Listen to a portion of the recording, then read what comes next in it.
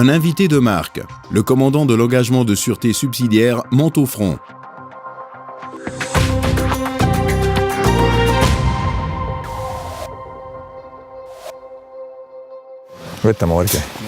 Davos, WEF 2012.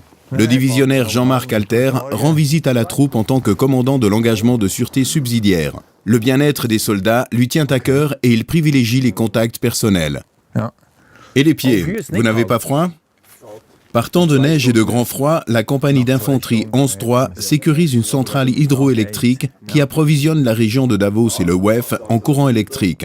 La protection des infrastructures critiques dans les domaines de l'énergie, de l'approvisionnement en eau et des transports est l'une des missions de l'armée. Changement de décor devant l'hôpital de Davos. La centrale d'engagement avancée des services sanitaires du canton des Grisons y a pris ses quartiers pour la durée du WEF. Toutes les affaires sanitaires sont coordonnées depuis le Blue Center.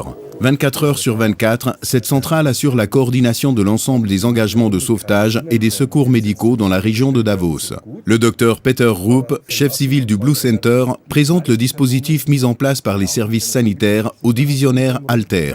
Pendant le WEF, l'armée accomplit un engagement d'appui au profit du canton des Grisons et le docteur Rupp compte lui aussi sur le soutien des spécialistes de l'armée.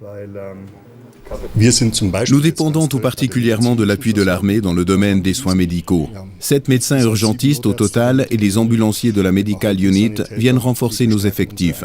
Si on ne les avait pas, ce serait difficile. Sans la collaboration civilo-militaire au Blue Center avec le SII, il nous serait impossible de planifier les engagements, chose que nous n'osons même pas envisager. La collaboration entre les organisations d'urgence et l'armée au sein du réseau national de sécurité a également fait ses preuves lors du WEF 2012. Au total, quelques 3000 militaires étaient engagés chaque jour.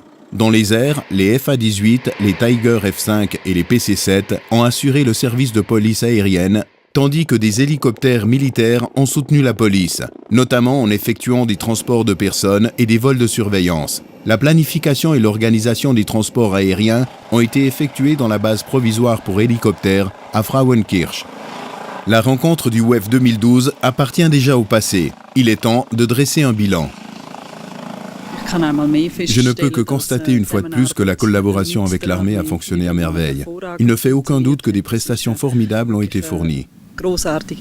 Même avec une police cantonale des Grisons renforcée par des forces de sécurité provenant d'autres cantons, nous n'aurions pas été en mesure de gérer seuls un tel événement.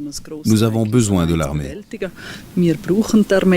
Super, c'est le seul mot qui me vient à l'esprit quand je vois les prestations fournies par mes militaires.